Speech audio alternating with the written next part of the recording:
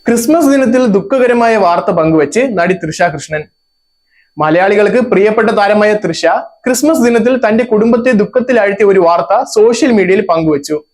തൃഷയുടെ പ്രിയപ്പെട്ട വളർത്തുനായ സോറോ ഈ ക്രിസ്മസ് പുലരിയിൽ വിട പറഞ്ഞതായി നടി അറിയിച്ചു.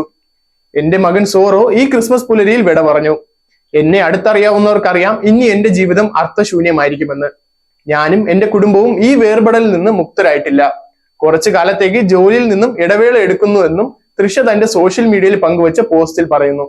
തൃഷ സോറോയെ സംസ്കരിച്ച സ്ഥലത്തിന്റെ ചിത്രങ്ങളും പുഷ്പങ്ങൾ, മെഴുകുതിരികൾ, പൂമാലകൾ എന്നിവ ഉപയോഗിച്ച് ചെയ്ത ഇമോഷണൽ യാത്രാമൊഴിയുടെ ദൃശ്യങ്ങളും പങ്കുവച്ചിട്ടുണ്ട്.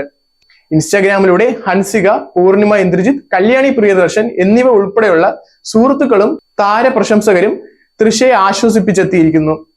കല്യാണി പ്രിയദർശൻ തൃഷയെ ആശ്വസിപ്പിച്ചുകൊണ്ട് തന്റെ അനുഭവം പങ്കുവച്ചു. ഈ ദുഃഖം മറക്കാൻ സാധിക്കുമെങ്കിൽ അത് അവന്റെ ഓർമ്മകളിലൂടെയാകും എന്ന് കല്യാണി കുറിച്ചു.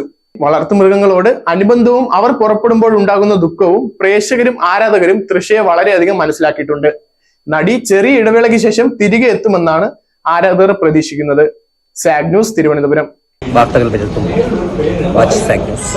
നേരിന്റെ വാർത്തകൾ നിങ്ങളുടെ വിരൽത്തുമ്പിൽ എത്താനായി സാഗ് ന്യൂസ് ചാനൽ സബ്സ്ക്രൈബ് ചെയ്തും ഷെയർ ചെയ്തും ഒരു ശരിയായ മാധ്യമ നിലപാടിന് നിൽക്കാൻ ഞങ്ങൾ നിങ്ങളെ ക്ഷണിക്കുന്നു.